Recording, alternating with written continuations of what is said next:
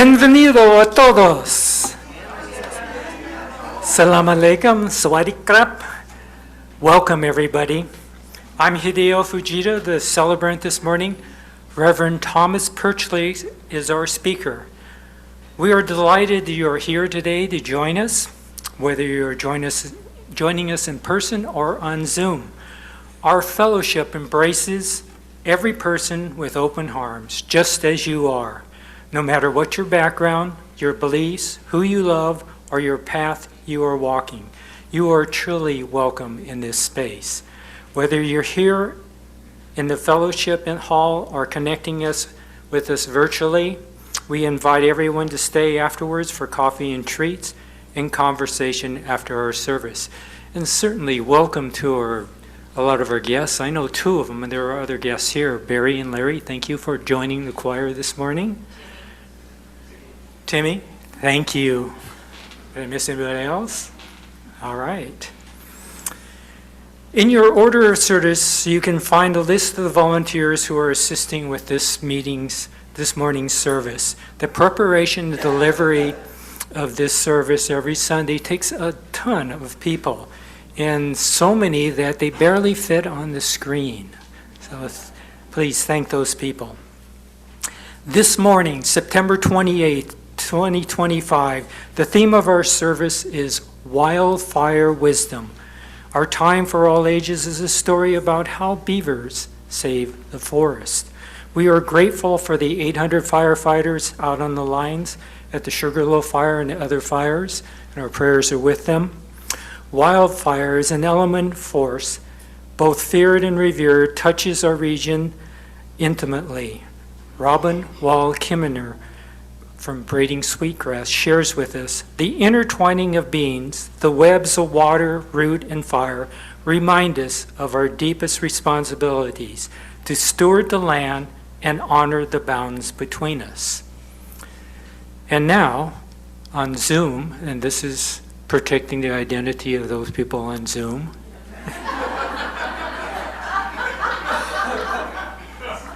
you will find in the order of service and the song lyrics in the Zoom team chat. Those in the sanctuary, please turn around, look at that exit sign, the camera right above it, give a big wave hello. Thank you, welcome people on Zoom. And now, share with your neighbors who are sitting around you. If you have not met them before, especially, say hello.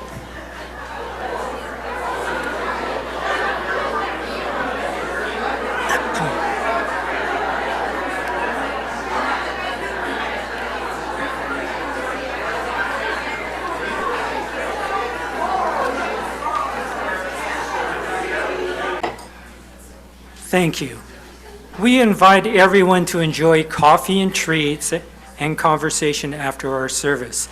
Please give us feedback about our service. We appreciate your comments.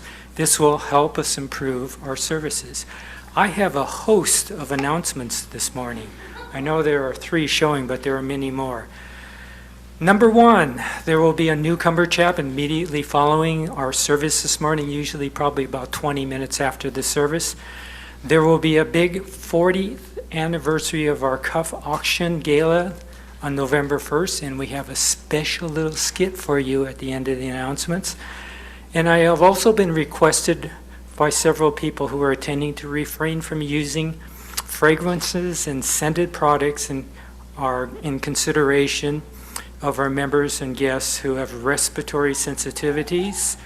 The 4th announcement, El Día de los Muertos se ha celebrado desde hace 3,000 años. The Day of the Dead has been celebrated for over 3,000 years. This is a 2-day holiday that reunites the living and the dead. Families create an ofrenda. And una ofrenda is a home altar created for this Mexican celebration. An ofrenda is an altar with pictures, candles, and favorite foods and drinks to honor the family members who have passed.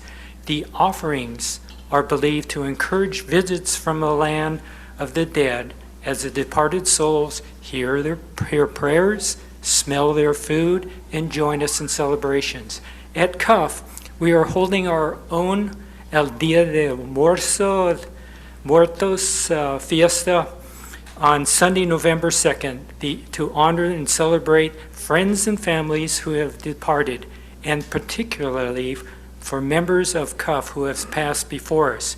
We will celebrate una ofrenda and invite you to bring pictures of of the loved ones to be placed on altars. If you have food, we can add that to the after-service treats. Starting next Sunday, there will be a box, a small one, at the back of the sanctuary. We ask you to write the names of those you wish to honor on an index card and leave those cards in the box. For those CUF members who know and are familiar with those we honor, we ask you to write down just 3 words to associate with that individual.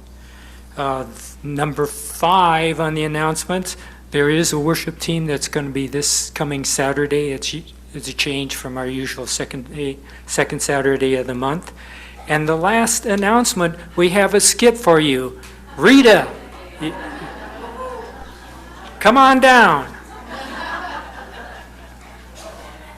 Happy anniversary. Happy anniversary. You are jumping ahead, dear. Oh, look, here's Rita. Ruby, the auction diva. Happy anniversary. Darling, it's our anniversary? Oh. We're not even married. It's not It's not our anniversary, darling. It's our anniversary. CUF is turning the big 4-0 in November. It's my favorite anniversary, the Ruby anniversary. Wow, how should we celebrate? Well, being an auction diva, you know what I'm going to say? Let's have a big gala with an auction. It will be fabulous. And let's have lots of rubies and toast. Ruby, I think you mean toasts. And I don't know if we will be able to afford rubies, but let's do it. Fabulous. Let me check my calendar. No. The auction diva is always in demand. November 1st is open. How about then? Great. We'll have the party on November 1st with a silent auction, a live auction, and a raffle. And delicious food and drinks. Not everyone can attend the party, so let's keep the silent auction going a few weeks and end with the last bid continental breakfast. Fabulous idea, darling. We can't have an auction without your donations. Yes, we need donations of fun things to do with friends, like dinners, activities, or classes. Services like an hour of gardening, a ski lesson, or pet sitting. Vacation getaways. Unique items and art. And handcrafted and homemade items for our $10 or less table. Think about what you would like to donate and see a member of the fundraising committee right after the service, if you need ideas or to make your donation. They will also answer any questions you have. See you during the coffee hour, darlings. Oh, yes.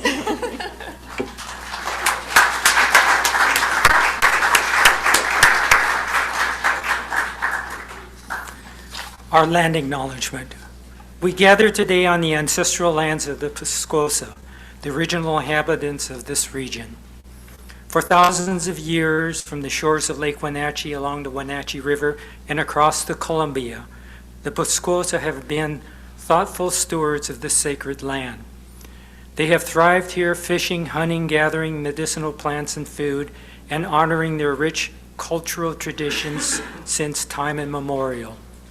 The Pascosa now are an integral part of the Confederated Tribes of the Colville Reservation. They continue to live here and carry their heritage in this very special place.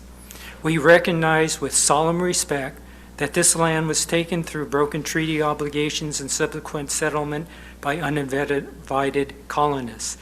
As a community, we stand in solidarity with our indigenous neighbors as they continue to uphold their traditions and advocate for full recognition of their inherent rights. We encourage you to learn more about the Pasquosa and their enduring legacy on our website, cascadeuu.org. Now, we can rise in body and spirit for our opening congregational song, hymn number 163, From the Earth Forever Turning. The lyrics will be shown on the screen in front of you.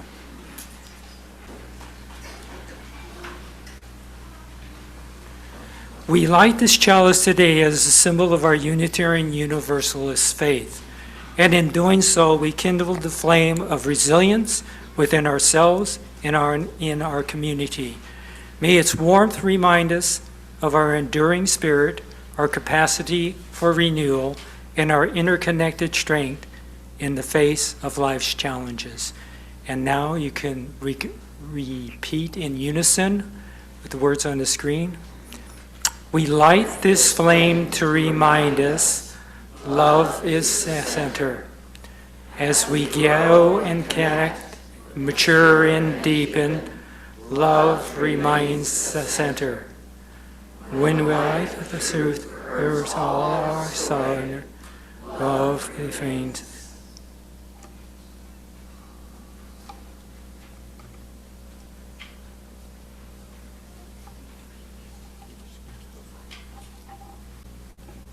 Time for all ages. This is a story that I wrote and sort of drew. I drew some of it and used AI to finish the rest. So it's a hodgepodge. What can I say? How the beavers saved the forests. Once upon a time, nestled in the rolling hills of north central Washington, there was a wise old beaver, which some of you may know as Eager. Eager the beaver. Eager and his family lived beside the shimmering creek, surrounded by tall pine trees and wildfires. One especially hot summer day, the forest animals grew anxious. The sun baked the earth, and whispers of wildfires rippled through the leaves. "I'm scared," said the squirrel. "What do we do?" worried the deer. Eager called out everybody together and told them a secret. "We beavers have a special gift. We build dams, we slow the water down. It collects. The ponds create and keep the land moist and plants green even when the fire threatens. Our work is sometimes slow, sometimes looks messy, but it helps everyone." Now here's Eager on a bare hair day. With teamwork, the beavers built a sturdy dam. Water spread gently, feeding the thirsty roots. Birds sang, dragonflies danced, and the air felt much cooler. The squirrel and the deer felt much better after the talk with Eager the beaver. That evening, though, lightning struck on a distant hill, much like we are experiencing here. A thunderstorm with no rain. Bad news. Dry lightning strikes. A fire starts. Flames flared and the animals held their breath. But the fire slowed as it reached the beaver's pond, lush, wet, and alive. Thanks to the beaver's work, the flames sizzled out and the forest was saved. From that day forward, the animals honored the beavers, not just for their cleverness, but for their spirit of generosity, how the beaver's work is shared by all, saving many. The end.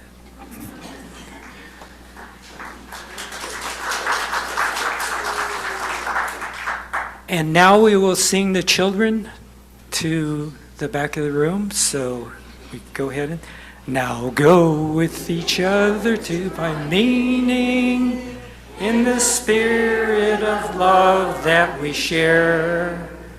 Now go with each other to find meaning in the spirit of love that we share. Now sharing and honoring, now building community and caring for one another, growing the caring ministry of this congregation, where we care for one another, we help one another, and we listen to each other. We take this time to share personal events of significance in our lives, things that need to be honored, things that have happened to us that have caused us pain or suffering. We share only those things that we have permission to share, especially if they include other people. We need to make sure that we're not sharing something that someone else does not want us to share. We must always have permission to share. When we come forward to share, each of us will say our name. Each of us will speak into the microphone, and then we'll move a stone from the white bowl full of stones. I know stones specifically in religion through the Jewish ritual of honoring the dead, that stones have this weight to them, and they have been worn often by erosion, and they only exist because of erosion, the erosion of life. And so we're going to take the stone and then place it in the water to join the other stones that have already gone forward.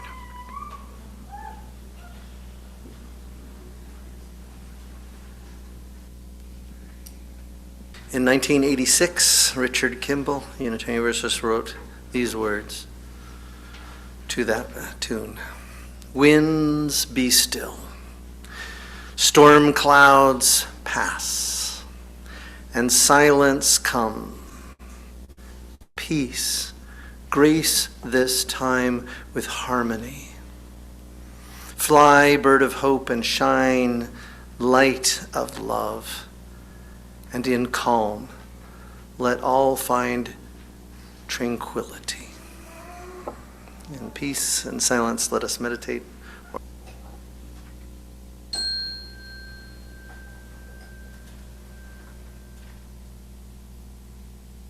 I'm used to doing silent meditation, but I always love it when the sounds that my mind becomes aware of during meditation include the sounds of a little baby. It's a sound of life bubbling up. It's a sound of joy.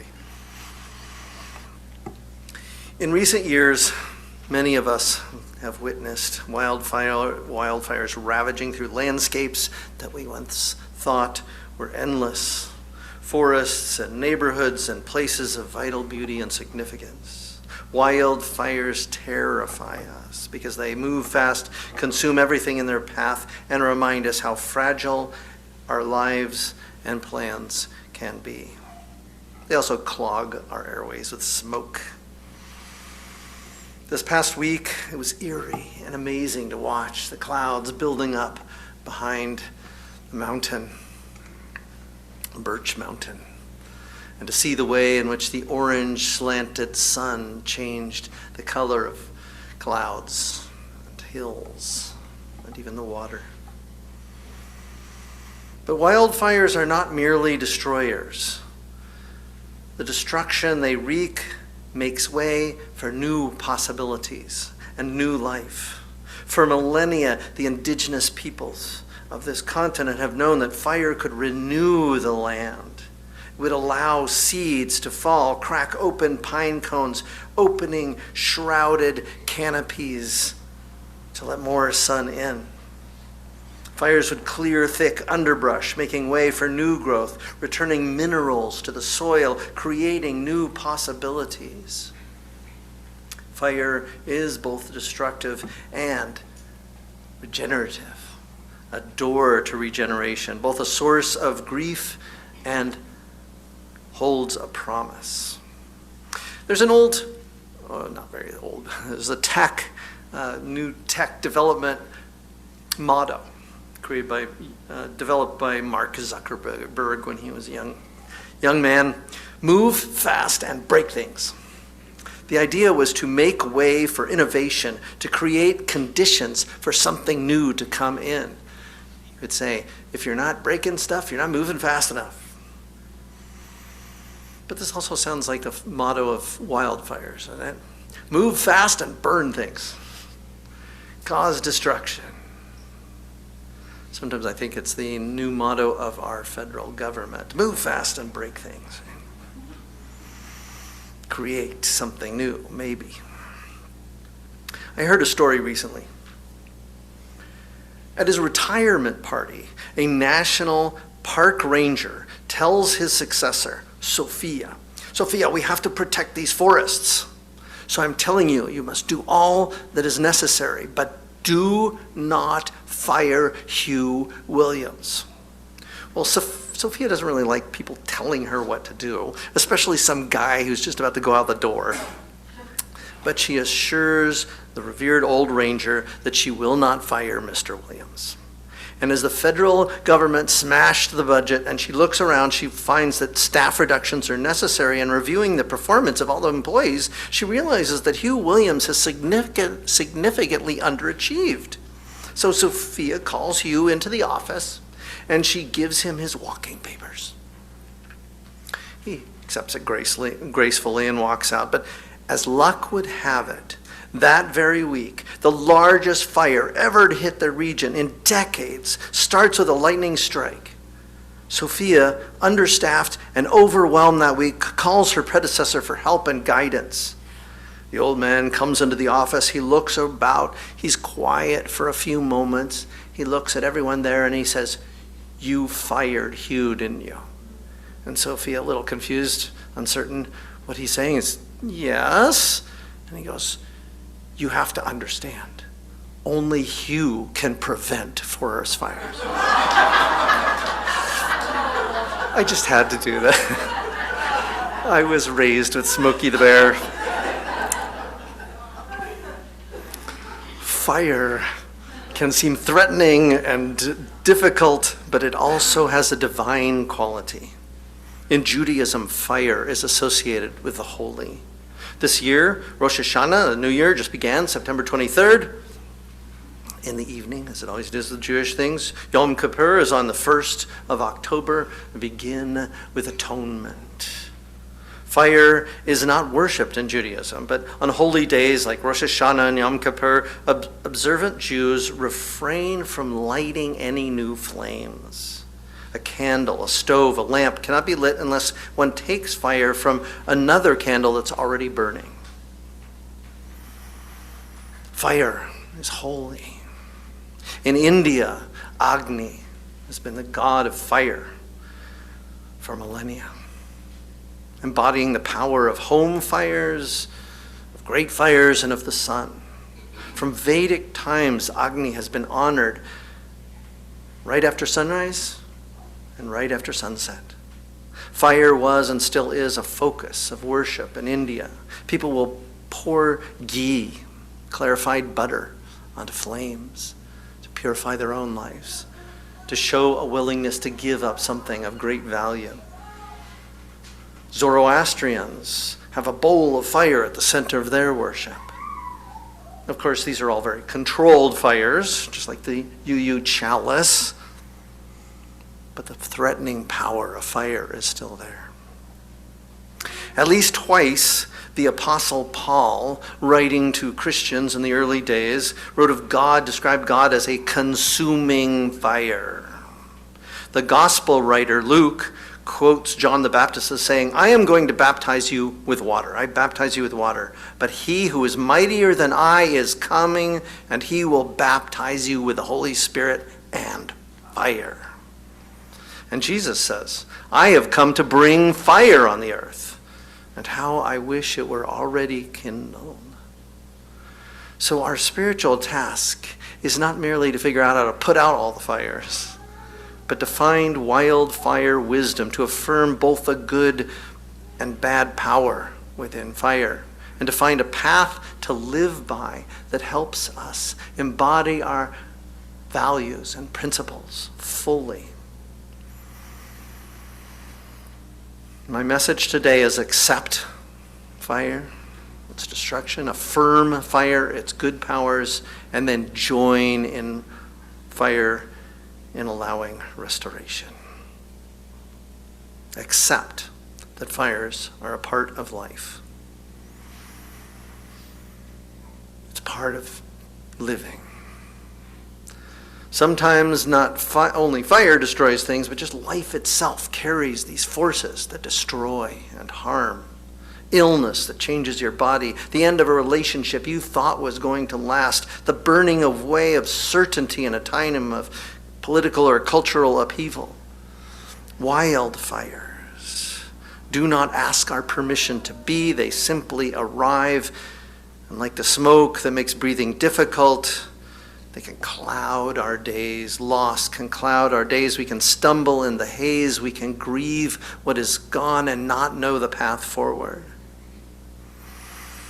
I was serving a congregation a couple decades ago, and one of the UU families there, their house was hit by lightning, and the lightning set off fire in their home. They didn't have much in the way of resources, financial resources, and they had bought this prefab home on the edge of town. And suddenly it was all burned. Everything they owned was destroyed in a matter of moments. None of them were killed. They realized that they were lucky in that way. But they just saw this kind of erasure of their whole lives. Who are we? What do we do now? Where do we go? Where do we live? Where do we sleep?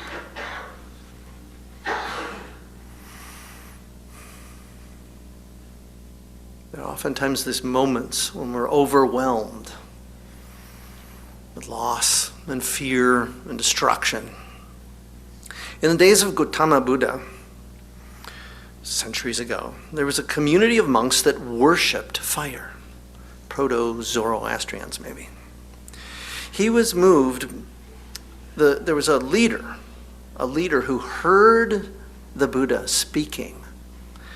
And the leader was moved, and he gathered all of his monks, all those who were following him, to worship fire, and he said, "Come and listen to this new revelation."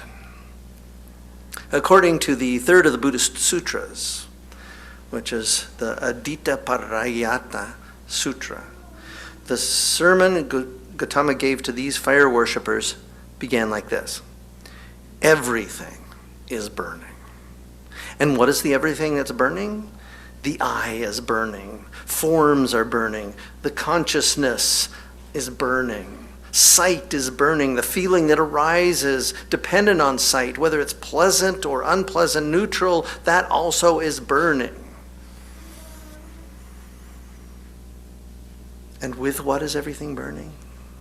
They're all burning with the fire of passion, the fire of hatred, the fire of delusion. I declare that all is burning with the fire of birth and decay and death and grief and lamentation and pain and sorrow and despair. But the Buddha does not stop there. The Buddha moves on to affirm this reality and then tell the monks who have been worshiping fire to notice something else, and to refocus their lives in the midst of all this burning. He says, aware of the burning, the wise one finds a distancing in the mind, an estrangement in the mind, finds estrangement with ideas, finds estrangement in consciousness. Whatever is felt as pleasant or painful, not painful nor pleasant, whatever arises from the mind, that too he finds estrangement, a distancing, a calming. And when the wise one finds estrangement, passion fades out, with the passion being suffering. Right? Not just enthusiasm, but truly suffering. And with the fading of passion, the mind is liberated, and when liberated, the wise one understands birth will be exhausted, the holy life has been lived out, what can be done is done. Beyond that, there is no more suffering. And that speech of the Buddha ends, that's what the Blessed One said. And all the monks were glad, all the bhikkhus were glad. and they approved his words. And during his utterance, the hearts of those 1,000 monks were liberated from suffering by clinging no more. When I talked about that UU family who had lost their home, they lost everything, all their clothes burned up, they began to focus on new possibilities. Should we move? Should we stay near the people that we know the best? Should we keep our jobs? Should we give up our jobs? And they began to find the things that they could still hold on to, that they already had, to embrace those things and value them, and then to focus on new possibilities. So affirm the power of renewal. In the face, accept the fact that there is suffering. Accept the fact that there is pain and fire in our minds. Affirm that that's just part of life. And then affirm that there is also renewal. There's this power of renewal in the midst of everything, and the fire cannot destroy it. In fact, the fire is serving it. The destruction serves the power of renewal to allow new things to come back into the world. My family, suddenly, one of the moments that I knew they were going to follow the path of renewal rather than just get stuck in their grief was when their insurance company told them that their house had been well insured. They suddenly realized they had resources that they didn't even realize they had, that they could then use to build a new home. And they began talking about a new home, and they began to get resources from other sources that would help them build a new house. It's also in the forests. When the forests are burned, there's always seeds, there's always power, there's always resources, and you could see them coming back. So affirm renewal. Like this image of the burned forest. There's this burned forest, all these dead, burned trees, and then the new trees coming in. The new trees and the grass growing, the smallest of plants coming back in the spring. Always that power of renewal is there. And in fact, it's actually helped by the fire. To bring new trees that weren't there before. To bring new plants and life that wasn't there before. We can feel a release after an ending. Where once the trees blocked the light and blocked all the views, we can feel an opening, a freshness. We can respond with affirmation of the good that can come. Will we try to rebuild exactly what it was, or will we allow new something? Allow a space for something different? So first it's just to accept, and then it's to affirm. And I liked the people who were talking about what they affirmed in the midst of these terrible fires and political storms. What is most deeply alive? What is it that makes us alive and be glad for life and appreciate life? As Unitarian Universalists, we have always been those people who believed in the possibility of renewal.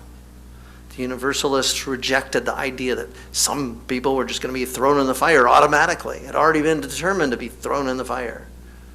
Instead, they affirmed the worth, the value of every human soul.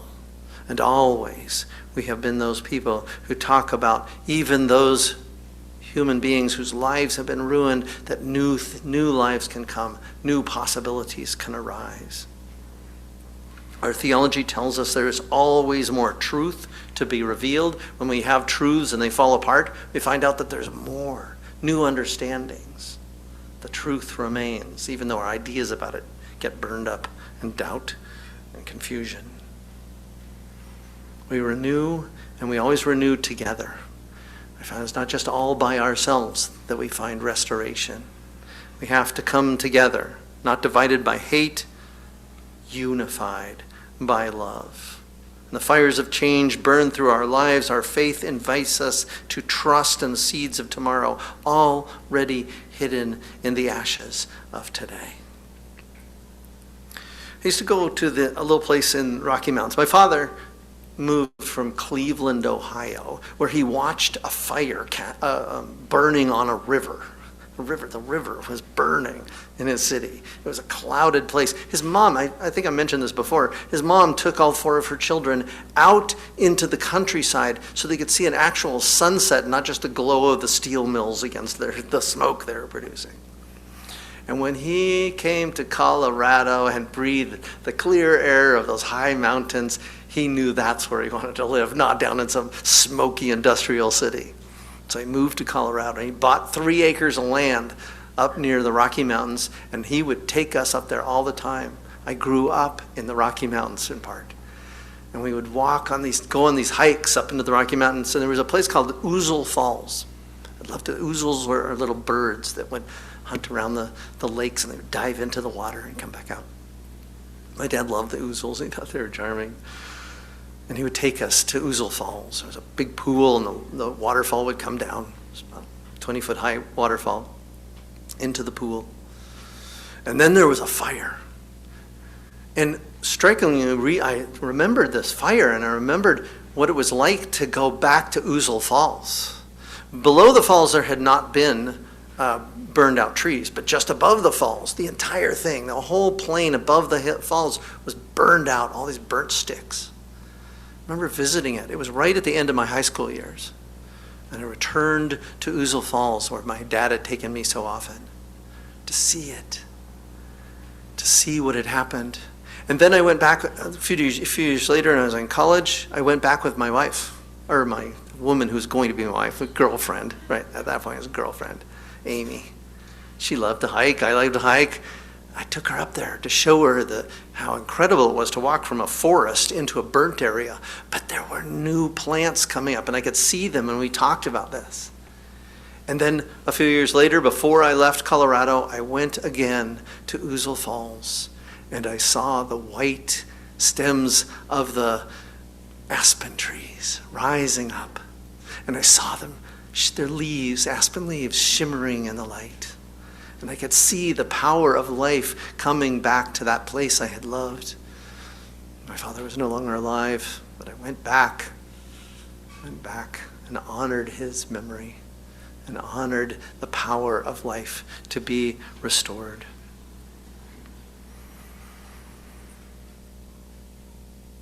It was amazing to hear the wife of Charlie Kirk quote Jesus and talk about forgiving one's enemies, loving one's enemies.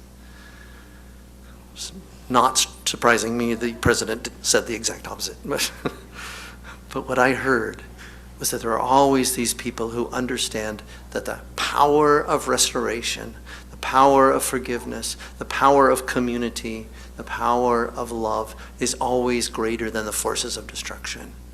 And we must align ourselves with them. So go to the next slide there. Should be another slide. Yeah, this is a beaver pond. The beavers, you can see this destroyed forest. It's just a ruined forest. Dryness or fire has gotten it. But you can see what the beavers have done. The beavers working together have created a dam, and the water is coming out. They're working with the water and the plants, and new life is coming up. I want us to think of ourselves as being like the beavers, the agents of restoration and renewal, no matter what destruction has come, to find the water and bring it in to soothe and cool the earth, to find the resources that will soothe and cool the hearts of people and bring them back into community. The last slide here is about beavers. I saw one the other day on the Columbia River, swimming along right down there by Riverside Park.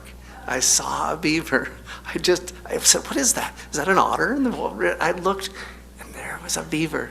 People told me that they were here. But it's good to see that we are trying as human beings to restore the land that we have destroyed, destroy the ecosystems, and bring back life. Wherever the fires of hatred and fear rage, let us accept, let us affirm the power there is, and then let us join together to bring new life and new possibilities. So may it be. Now the choir is going to rise and sing the song of affirmation and beauty. Thank you to our Cuff Choir, Larry, and our special guests, Larry, Barry, and Kimmy. Thank you so much for being here today. Now our call for offering. The act of giving in all its forms, is a profound and ancient spiritual practice. Its joyful expression of our thankfulness and generosity, reflecting the abundance we receive and the values we cherish. By joyfully sharing our financial gifts and our unique strength, we actively participating in building the beloved community we envision. A world rooted in justice, compassion, and peace for all. Now we invite you to contribute to our shared mission in whatever way feels right for you. We will now receive the offering. And during this, the Spirit of Life will be performed by Larry Tawiska. Your generosities, may your gifts make difference in our communities through the ministries of this church. We will now rise in body and spirit for our closing congregational song. We'll be singing hymn number 131, Love Will Guide Us by Sally Rogers. The lyrics will appear on the screen. As we go from this place, may we accept the wildfires of life with grace. May we accept that we must go and let go of what has been destroyed. May we trust in the seeds that sleep within the earth and grow within our hearts. And may we together be the green shoots that rise from the ashes. May we become signs of life and hope and love renewed. Amen. And now we will extinguish the chalice. Please join me in saying the words printed in your order of service or on the screen. May we face the wildfires of life with courage. May we learn to let go of what has passed away. May we live the seeds of fires awakens, and may we together be continued rise from the ash, signs from life. And in our custom tradition, we form a large circle. This will be a very large circle. And we will close with carry the flame of peace and love.